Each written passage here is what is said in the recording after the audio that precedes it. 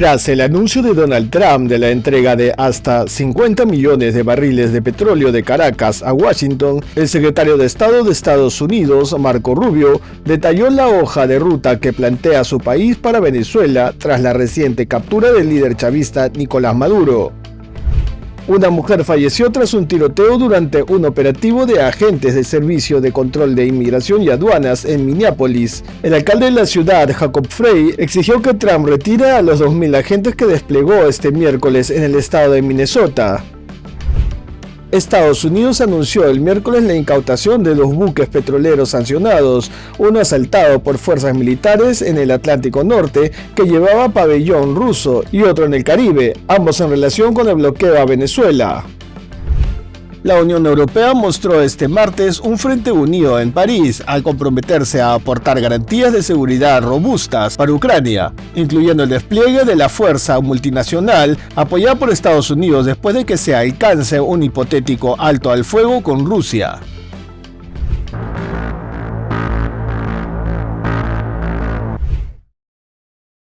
Tras el anuncio de Donald Trump de la entrega de hasta 50 millones de barriles de petróleo de Caracas a Washington, el secretario de Estado de Estados Unidos, Marco Rubio, detalló la hoja de ruta que plantea su país para Venezuela tras la reciente captura del líder chavista Nicolás Maduro. Rubio explicó que la estrategia estadounidense se articula en 3 fases: estabilización, recuperación y transición, para evitar que la nación sudamericana caiga en el caos. Rubio afirmó que la primera fase se enfoca en la estabilización del país, un paso que, según él, es esencial para prevenir un colapso político y social. Hizo mención también a medidas como la incautación y venta de petróleo que permanece bloqueado bajo sanciones. A medida que avancemos, describiremos nuestro proceso, que es un proceso triple en Venezuela. Se le he descrito a ellos ahora. El paso 1 es la estabilización del país. No queremos que descienda hacia el caos. Parte de esa estabilización y la razón por la que entendemos y creemos que nuestra mayor influencia posible es nuestra cuarentena. Como han visto hoy, se han incautado 2 barcos más. Estamos en medio de esto ahora mismo. Y de hecho, estamos a punto de concretar un acuerdo para tomar todo el petróleo. No pueden moverlo debido a nuestra cuarentena y porque está sancionado. La segunda fase, según Rubio, será la de recuperación, que apunta a asegurar que empresas estadounidenses y de países aliados puedan acceder al mercado venezolano de manera justa. La segunda fase será una fase que llamamos recuperación, y eso es asegurar que las empresas de Estados Unidos, países occidentales y otros tengan acceso al mercado venezolano de una manera que sea justa. También al mismo tiempo cerrar el proceso de reconciliación nacional dentro de Venezuela para que las fuerzas de oposición puedan ser amnistiadas y liberadas de las prisiones o traídas de vuelta al país y comiencen a reconstruir la sociedad civil. Finalmente, la tercera fase del plan es la de transición, una etapa que, explicó Rubio, busca sentar las bases para un cambio más estructural en Venezuela, aunque no ofreció detalles específicos sobre los tiempos o mecanismos. Y luego la tercera fase, por supuesto, será una de transición. Algo de esto se solapará. He descrito esto ante ellos con gran detalle. Tendremos quizás más detalles en los días por venir. Estamos avanzando aquí en una forma positiva. Rubio defendió que esta estrategia responde a la necesidad de asegurar la estabilidad y el orden en Venezuela tras la captura de Nicolás Maduro del poder y que la hoja de ruta incluye tanto elementos económicos como sociales y políticos para promover una eventual normalización. Estados Unidos anunció la incautación de un petrolero vinculado a la red de exportación de crudo de Venezuela tras una larga operación de rastreo a través del Océano Atlántico, informó el Comando Europeo de Estados Unidos a través de una publicación en sus redes sociales. El buque, que navegaba como marinera al momento de su captura, fue identificado originalmente como Bella 1, un tanquero incluido por Washington en su lista de sanciones desde el 2024, por formar parte de una llamada flota fantasma que facilitaba el transporte ilegal de petróleo, incluyendo crudo, con destino a terceros países como China. El incidente ha desatado fricciones diplomáticas crecientes, con informes de que Rusia llegó a enviar un submarino y otras unidades navales con el intento de escoltar o proteger al Bella 1 después de que su tripulación intentara resignar el pabellón del barco a la bandera rusa, en un claro intento de dificultar la acción estadounidense. Aunque Moscú protestó formalmente ante Washington alegando violaciones de soberanía, Estados Unidos ha sostenido que la reflagación no invalida las órdenes judiciales ni la condición de un buque como objetivo de captura, bajo su legislación contra evasión de sanciones. La decisión de intervenir el buque se enmarca en una estrategia más amplia de Estados Unidos para aplicar su política de bloqueo y sanciones contra exportaciones petroleras venezolanas, especialmente a aquellas que supuestamente eluden las restricciones mediante redes de transportes opacas y registros fraudulentos. Según reportes, el BIA-1 había sido sancionado por su rol en el traslado del petróleo sujeto a sanciones estadounidenses y sus vínculos con redes que Washington considera asociadas a grupos ligados a Irán, lo que intensifica la complejidad legal y geopolítica de la operación. Como se sabe, previa a su captura en el Atlántico Norte, la Guardia Costera de Estados Unidos ya había intentado incautar el petrolero en aguas cercanas a Venezuela el mes pasado, pero el barco, que se dirigía a cargar crudo, se negó a permitir el abordaje y emprendió la huida hacia el noroeste, desafiando así a las embarcaciones de interdicción. El secretario de Energía de Estados Unidos, Chris Wright, dijo el miércoles que Washington controlará el dinero obtenido por el petróleo venezolano. En una conferencia de Goldman Sachs celebrada en Miami, Wright también ofreció un avance de cómo Estados Unidos trabajará a corto plazo para que el petróleo venezolano fluya con mayor libertad. Sí, miren, estoy trabajando directamente con los venezolanos y Este es el crudo almacenado en tierra y el que está almacenado flotante en alta mar. Tenemos que reactivar ese crudo y venderlo, como lo hicimos en nuestros negocios. Comercializaremos el crudo que sale de Venezuela. Primero, este petróleo almacenado y luego, indefinidamente, venderemos la producción venezolana al mercado. Wright dijo que la administración Trump, el gobierno de Venezuela y las compañías petroleras están hablando sobre las formas en que las empresas puedan ser compensadas por invertir en sus operaciones en el país, como lo ha sugerido el presidente Donald Trump. Wright reconoció que la infraestructura petrolera de Venezuela no es buena y sugirió que aumentar la producción de petróleo y convencer a las empresas para que inviertan allí sería un reto continuo, afirmando que se necesitaría mucho tiempo y decenas de miles de millones de dólares para que la industria petrolera en Venezuela volviera a sus cifras de producción históricas. Wright dijo que Estados Unidos permitiría la importación de piezas, equipos y servicios para evitar el colapso de la industria, estabilizar la producción y a continuación, tan pronto como sea posible, empezar a verla crecer de nuevo. A largo plazo, dijo Wright, Estados Unidos quiere crear las condiciones para que las principales empresas estadounidenses que ya tienen operaciones en Venezuela o quieren establecerse allí, entren al país.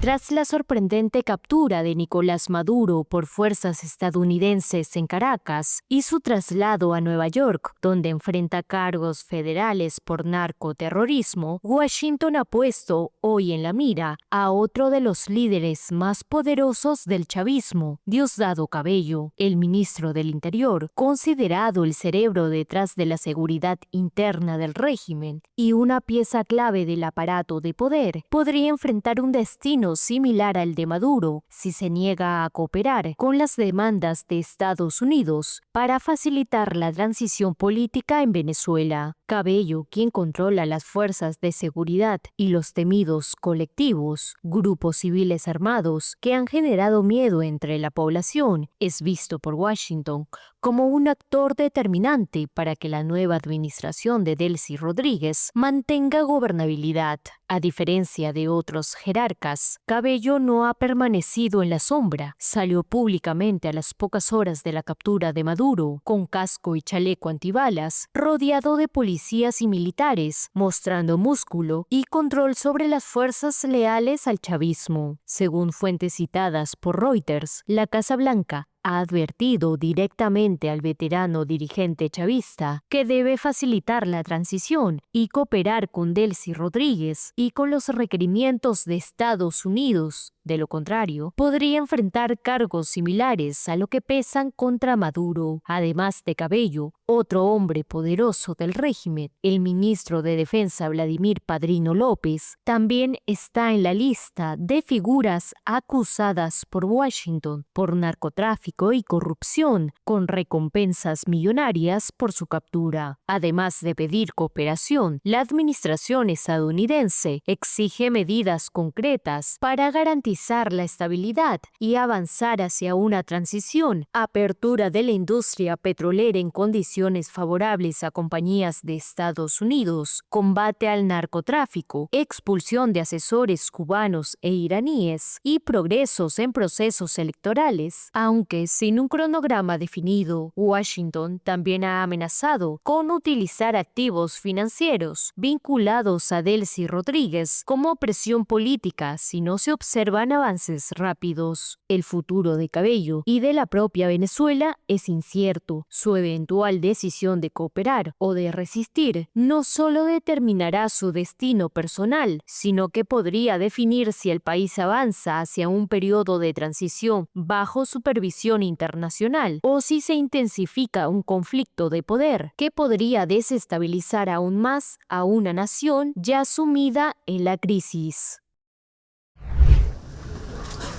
El fiscal general de Venezuela, Tarek William Saab, pidió el martes a un juez de Nueva York reconocer la falta de jurisdicción del tribunal donde se juzga por narcotráfico y terrorismo al presidente depuesto Nicolás Maduro, tras su captura por Estados Unidos. Quiero hacer un llamado al juez Alvin Herstein a que respete la legalidad internacional y proceda a reconocer la falta de jurisdicción del tribunal a su mando para enjuiciar a un mandatario de una nación soberana como la patria venezolana.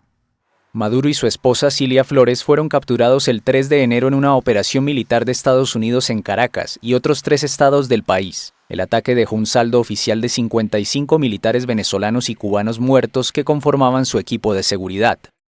El mandatario compareció el lunes ante un tribunal federal de Nueva York, donde se declaró no culpable y dijo ser un prisionero de guerra. Flores también se declaró inocente.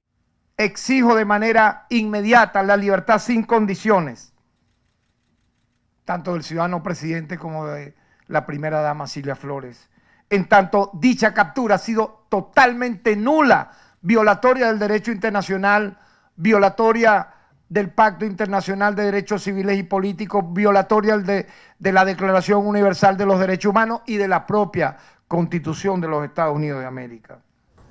Saab informó además la designación de 3 fiscales para investigar las decenas de bajas de inocentes civiles y militares durante el ataque estadounidense. Cuba publicó el martes una lista con 32 militares muertos en el ataque de Estados Unidos en Caracas. El lunes el ejército venezolano difundió esquelas de 23 uniformados fallecidos. Una organización que agrupa médicos en Venezuela reportó a la AFP al menos 70 muertos y 90 heridos.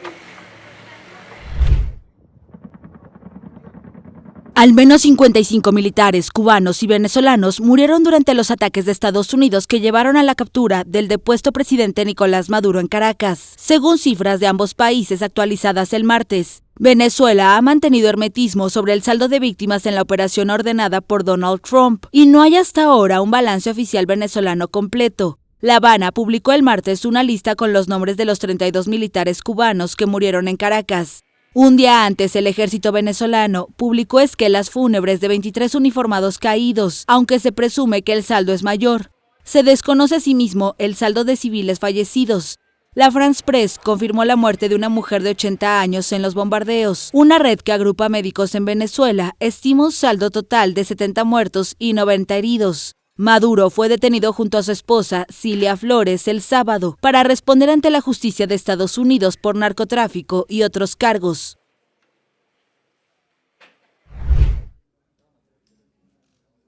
El gobierno colombiano aseguró el martes que el conflicto entre Estados Unidos y Venezuela es el petróleo, en medio de crecientes tensiones por las amenazas de Washington contra Colombia. Realmente todo este conflicto tiene que ver con intereses económicos, la necesidad del petróleo para una economía fósil como la de Estados Unidos. El gobierno colombiano ha rechazado la incursión militar estadounidense en Caracas, que terminó con la captura del presidente Nicolás Maduro, así como a las amenazas que siguieron sobre la posibilidad de un ataque similar en Colombia. El lunes, la Cancillería envió una nota verbal de protesta a Estados Unidos y expresa su rechazo ante lo que considera injurias y amenazas del presidente Donald Trump. Villavicencio afirmó que la acción estadounidense marca una línea roja en las relaciones internacionales. Quiero también ser muy enfática que como gobierno la conciencia que tenemos es que nos estamos en esta situación jugando la paz en el mundo y que, como hemos dicho y como reafirmamos siempre, América Latina ha sido una tierra de paz. Tras los ataques en Caracas y la captura de Maduro, Trump dijo que una acción similar en Colombia le sonaba bien. Aseguró que su par colombiano Gustavo Petro es un hombre enfermo, al que le gusta fabricar cocaína y venderla a Estados Unidos. De su lado, Petro, un exguerrillero que firmó la paz en los 1990, aseguró que está dispuesto a retomar las armas para defenderse de Washington.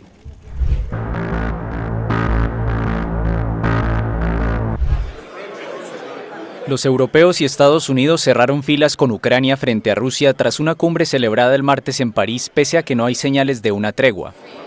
La llamada coalición de voluntarios, conformada por una treintena de aliados de Kiev, firmó una declaración de intenciones conjuntas sobre el despliegue de una fuerza multinacional apoyada por Estados Unidos después de que se alcance un hipotético alto al fuego con Rusia en Ucrania.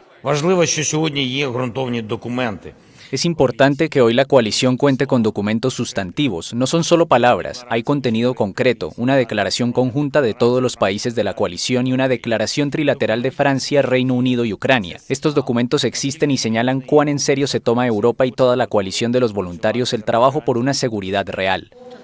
El documento, firmado casi 4 años después de que Rusia iniciara su invasión, en febrero de 2022, incluye mecanismos de vigilancia del alto al fuego bajo liderazgo estadounidense, según el presidente francés Emmanuel Macron.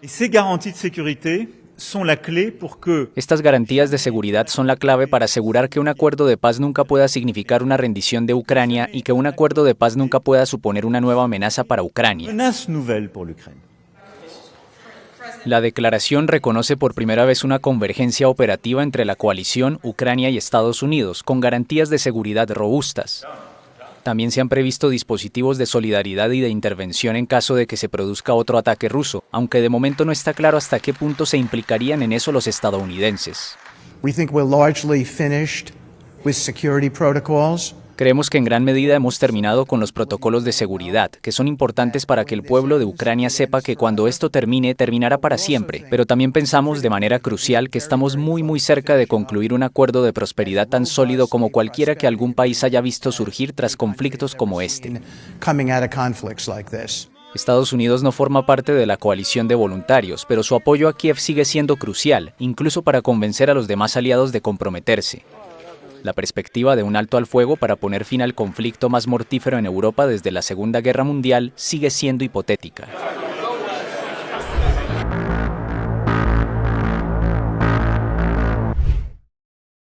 Según fuentes de CBS y CNN, la administración de Donald Trump ha ordenado el despliegue de 2.000 agentes federales en el área de las Twin Cities, St. Paul y Minneapolis, en el estado de Minnesota, para investigar el fraude relacionado con los programas de cuidado infantil y la comunidad somalí. Los agentes pertenecen al Servicio de Inmigración y Control de Aduanas, ICE, encargado de las detenciones y deportaciones del gobierno de Trump, y a Investigaciones de Seguridad Nacional, el brazo de investigación de la agencia encargado de combatir los delitos transnacionales, según los funcionarios. El plan convierte a Minnesota en el primer estado donde se intensifican las operaciones migratorias en este 2026, después de que el año pasado las cruzadas antimigración de la administración se centraran en las ciudades gobernadas por demócratas como Chicago, Charlotte, Los Ángeles y Washington, D.C. Asimismo, el Departamento de Seguridad Nacional acusó a la cadena hotelera internacional Hilton de lanzar una campaña coordinada para negar servicio a los agentes cancelando sus reservas de habitaciones en Minneapolis, mientras la institución se prepara para intensificar la aplicación de las medidas anunciadas. El envío masivo de agentes sucede al escándalo surgido por la investigación de un presunto fraude en las guarderías de Minnesota, que, supuestamente, involucra a la comunidad somalí del estado, contra la que Trump ha lanzado acusaciones racistas en numerosas ocasiones. Como se sabe, las autoridades federales aseguran que en Minnesota se habrían fraguado al menos $250 millones en fraudes comprobados, principalmente en el caso Feeding Our Future, vinculado a programas de alimentación infantil durante la pandemia. A esa cifra se suman otros fraudes bajo investigación en guarderías, salud y vivienda, que podrían elevar el monto a un total de entre 600 y 700 millones de dólares. Algunas voces políticas hablan de más de 1.000 millones, pero ese número no está consolidado judicialmente y corresponden a estimaciones segregadas. 5 años han pasado desde el asalto al Capitolio de Estados Unidos, un ataque protagonizado por seguidores de Donald Trump, que expuso profundas divisiones sociales y políticas en el país. El 6 de enero de 2021, miles de manifestantes, instados por el entonces saliente presidente Trump, se congregaron para rechazar la certificación de la victoria electoral de Joe Biden. La protesta derivó en disturbios que forzaron la evacuación de legisladores y paralizaron durante horas el proceso democrático. Los demócratas de la Cámara de Representantes siguen impulsando audiencias simbólicas para evitar que los hechos caigan en el olvido, especialmente tras el regreso de Trump a la presidencia y el indulto a la mayoría de los condenados por el ataque. Mientras tanto, seguidores de Trump también realizaron marchas este martes por las calles de la capital, encabezados por figuras vinculadas al grupo de extrema derecha Proud Boys. Entre ellos figuraba Enrique Tarrio, indultado por el republicano cuando cumplía una pena de 22 años de cárcel por conspiración sediciosa. Creo que hoy hay más orgullo en ser un Proud Boy porque ahora tenemos estos indultos. Estamos libres, nuestro liderazgo ha vuelto y está de nuevo en marcha. Creo que van a haber grandes cosas de los Proud Boys, incluyendo quizás ver a algunos de nosotros postularnos a un cargo y ganar.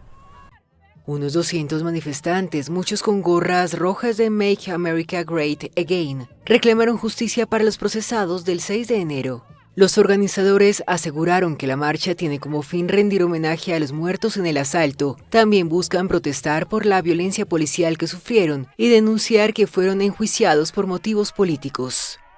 Today is about the vindication. Hoy se trata de la reivindicación de lo que los patriotas defendieron aquel día, con ellos indultados de vuelta aquí en Washington, D.C. Eso demuestra que sí, creen que estuvieron ahí el 6 de enero de 2021 por las razones correctas, por las libertades de este país y están dispuestos a volver a esta ciudad hoy, 5 años después, para asegurarse de que sus voces sigan siendo escuchadas. To make sure that their voices are still heard. Para los demócratas, el perdón presidencial contribuye a normalizar la violencia política. Los republicanos, en cambio, rechazan esa lectura y acusan una utilización partidista de los hechos. Trump también fue llevado a juicio político por la Cámara de Representantes, controlada entonces por los demócratas. Sin embargo, fue absuelto por el Senado, dirigido por los republicanos. La Casa Blanca informó que la administración Trump está evaluando distintas opciones para adquirir Groenlandia y confirmó que el uso del ejército estadounidense no está descartado como parte de esas alternativas, según declaraciones oficiales transmitidas a medios como CNN.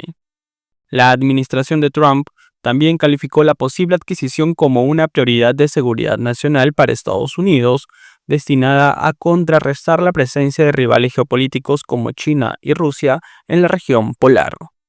La secretaria de prensa de la Casa Blanca, Karoline Leavitt, afirmó que Trump y su equipo están analizando una gama de opciones para lograr el objetivo de política exterior y subrayó que recurrir a las Fuerzas Armadas está a disposición del comandante en jefe si fuera necesario. Un alto asesor también habría sugerido que nadie pelearía militarmente contra Estados Unidos por el futuro de Groenlandia, aunque la idea de utilizar la fuerza ha sido fuertemente criticada en el plano internacional. La propuesta ha generado rechazo europeo y danés, con líderes de países de la Unión Europea y de la propia Dinamarca defendiendo la soberanía de Groenlandia y reiterando que el destino de la isla debe decidirlo su pueblo y las autoridades danesas. Desde Dinamarca, la primera ministra Mette Frederiksen ha protestado en contra de estas intenciones y ha dicho que atacar militarmente a otro país de la OTAN sería el fin de todo. En tanto, países europeos como Finlandia, Noruega, Suecia y España han mostrado públicamente su desacuerdo.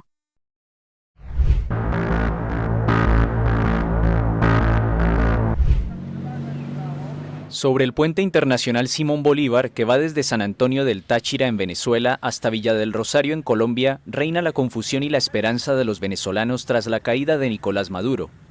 Todavía como que no lo podemos creer, es una emoción así como contenida. Todos los venezolanos están felices, pero no podemos expresarlo abiertamente. De repente lo puedo decir ahora porque ya pasé el puente, pues. Pero todavía como que no lo podemos creer, pero sabemos que es tenemos la convicción de que ya ahora sí va a ser algo que va a pasar positivo para nuestro país. Estamos como en shock, ¿no? una cosa que realmente no debió haber pasado. Nunca debió haber pasado así, sea por lo que sea, ¿no? Entonces se le mete a la casa de uno porque Venezuela es nuestra casa. ¿Cómo se mete a alguien y hace eso? Y no puede ser de esa manera. Mientras tanto, un batallón de periodistas del mundo entero lucha por cruzar el puente fronterizo para narrar una historia que aún no tiene un desenlace claro.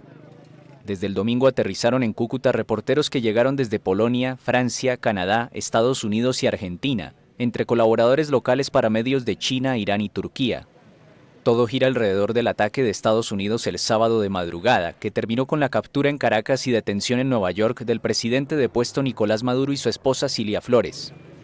Algunos aguardan el momento oportuno para cruzar, pero las esperanzas de llegar a Caracas se desvanecen con el paso de los días y el aumento de la tensión.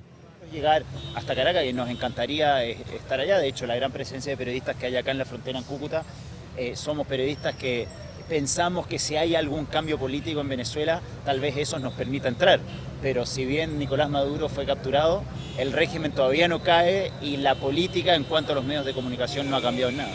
El periodista estuvo retenido en diciembre junto a su equipo en otro puente fronterizo. Aunque fue liberado, perdió todas sus fotos personales en el celular. Nosotros habíamos estado hace aproximadamente 3 semanas, un mes, acá en este mismo lugar, cuando Trump empezó con las amenazas de un ataque terrestre a Venezuela. Decidimos venir acá, varios medios chilenos, de hecho estábamos ahí, y en esa oportunidad, hace 3 semanas, un poquito antes de la Navidad, estuvimos retenidos por la contrainteligencia militar venezolana en el puente de Santander. Estuvimos 6 horas retenidos, de las cuales 5 estuvimos completamente incomunicados con Chile. Algunos reporteros han sido retenidos por la Guardia Nacional de Venezuela, que exige visa de trabajo incluso a los periodistas venezolanos. Otros comunicadores han intentado sin éxito pedir visa en el consulado venezolano en Cúcuta, y aunque en un principio pensaron en ingresar tras una apertura de fronteras amplia, las esperanzas se marchitan. El Sindicato Nacional de Trabajadores de la Prensa en Venezuela reportó la detención y posterior liberación de 16 periodistas y trabajadores de medios durante la instalación del nuevo Parlamento el lunes. Más de 400 medios cerraron en los últimos 20 años bajo los gobiernos de Maduro y su predecesor Hugo Chávez, según el sindicato.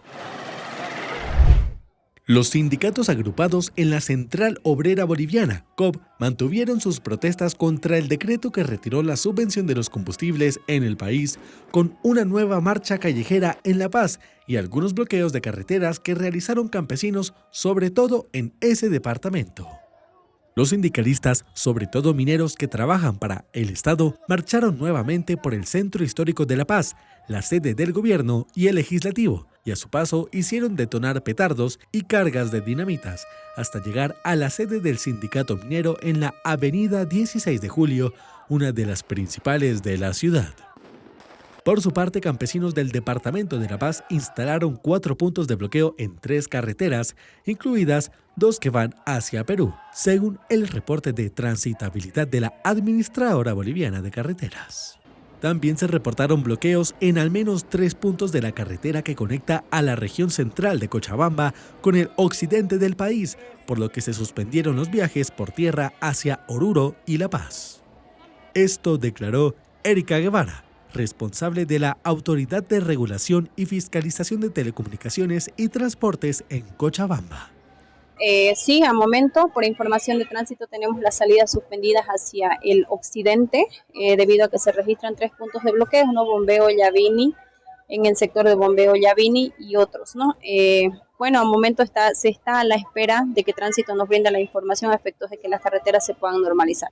Hacia el sector del oriente, las salidas se encuentran de manera normal, a momento, no tenemos registrado bloqueo, sin embargo, también, de igual manera, se espera la información de tránsito respecto a lo que es el occidente, ¿no? La Central Obrera Boliviana y los sindicatos de campesinos llegaron a La Paz el lunes en una caminata de 3 días desde el altiplano para exigir al gobierno de Rodrigo Paz la abrogación del decreto 5503 que rige desde el 17 de diciembre. Esa norma estableció precios de 6,96 bolivianos por litro de gasolina especial, 11 bolivianos para la gasolina premium y 9,80 bolivianos para el diésel, entre otros, lo que supone aumentos del 86% y del 162% respecto a los costes subvencionados de estos combustibles que estuvieron vigentes por más de 20 años. Alerta roja en la Patagonia Argentina por los primeros incendios del año en la región. Miles de hectáreas de bosque fueron arrasadas por el fuego el martes en diversos puntos de la Patagonia, un año después de los peores incendios forestales de la región en 3 décadas. El foco más importante es en el paraje y balneario Puerto Patriada, en la provincia de Chubut, con 1.800 hectáreas afectadas. El gobierno provincial dijo que las llamas destruyeron en ese sector una decena de casas y que ante el avance del fuego se estaban evacuando de manera preventiva varias viviendas de la localidad cercana Epuyén. Según la Agencia Federal de Emergencias del país, más de 500 hectáreas en otros 2 puntos de las provincias de Chubut y Santa Cruz, en el sur, también permanecían con focos activos. Otras 3.000 hectáreas se encontraban en estado de incendio controlado o contenido. La alerta roja afecta a 8 provincias del centro-sur del país y rige hasta el viernes.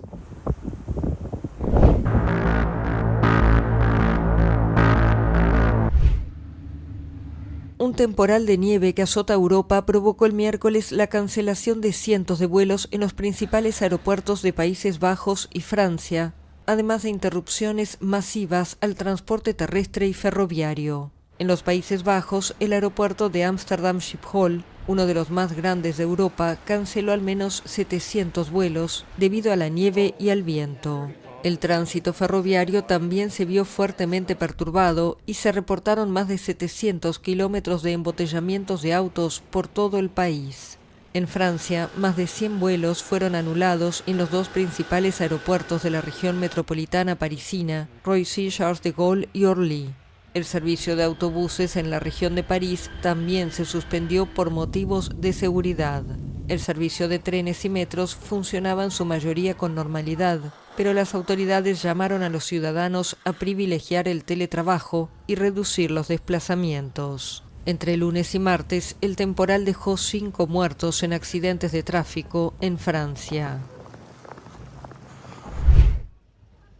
La ONU acusó el miércoles a Israel de haber intensificado la discriminación y la segregación de los palestinos en Cisjordania y pidió al país que ponga fin a su sistema de apartheid. En un nuevo informe, la Oficina de Derechos Humanos de la ONU estimó que la discriminación sistemática contra los palestinos en los territorios palestinos ocupados se ha deteriorado drásticamente en los últimos años. En un comunicado, el jefe de la oficina, Volker Turk, indicó que cada aspecto de la vida de los palestinos en Cisjordania está controlado y restringido por las leyes políticas y prácticas discriminatorias de Israel. Es la primera vez que un jefe de derechos humanos de la ONU emplea el término apartheid en este contexto. Turk exigió que Israel derogue todas las leyes políticas y prácticas que perpetúan la discriminación sistémica contra los palestinos basada en la raza, religión u origen étnico. La discriminación se vio agravada, según la ONU, por la violencia de los colonos, en muchos casos con el apoyo y la participación de las fuerzas de seguridad de Israel. Más de 500.000 israelíes viven en asentamientos en Cisjordania, territorio ocupado desde 1967. La violencia ha aumentado desde el ataque del movimiento islamista palestino Hamas el 7 de octubre de 2023 en territorio israelí, que desencadenó la guerra de Gaza. Desde esa fecha, más de 1.000 palestinos han muerto a manos de las tropas israelíes y de los colonos en Cisjordania, y al menos 44 israelíes han muerto en ataques palestinos u operaciones militares israelíes.